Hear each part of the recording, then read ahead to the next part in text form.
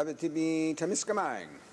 Merci beaucoup. Je voudrais dire au gouvernement que je suis profondément déçue de l'attribution de temps qu'ils sont en train d'imposer sur C-83 parce que c'est un projet de loi qui est consécutif à des décisions de tribunaux.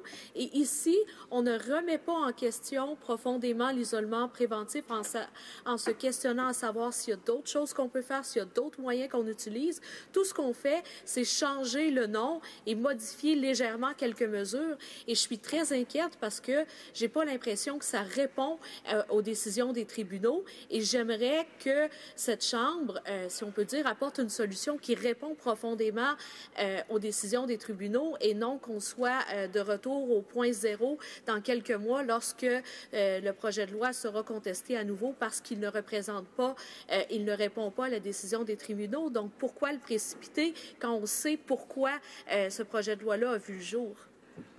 Ministre des Affaires intergouvernementales. Merci, Monsieur le Président, et encore une fois, merci à mon collègue d'Abitibi-Témiscamingue pour ses commentaires. Monsieur le Président, qu'est-ce que nous essayons de faire? C'est précisément dans le sens que mon collègue a bien indiqué. Nous sommes en train de répondre délibérément et d'une façon appropriée aux décisions des tribunaux. Qu'est-ce que nous proposons dans le projet de loi est très différent du système actuel. Nous aurons, comme vous savez, Monsieur le Président, des unités d'intervention structurées. Nous doublons le nombre d'heures en dehors de la cellule et nous garantissons un minimum de 2 heures par jour d'interaction humaine, que ce soit avec le personnel ou des bénévoles ou des prestataires de soins de santé, des aumôniers, des visiteurs auxquels les délinquants sont compatibles. Alors, nous répondons précisément aux inquiétudes des tribunaux, et ça depuis très longtemps.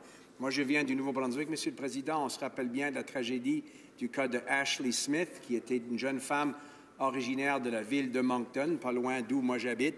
Alors, nous sommes énormément conscients du besoin d'avoir des outils appropriés qui respectent la Charte des droits, mais qui garantissent aux responsables la chance et la capacité de s'assurer que l'institution soit sécure et ceux qui travaillent et qui visitent l'institution soient en sécurité en tout temps aussi. C'est évidemment la priorité pour notre gouvernement.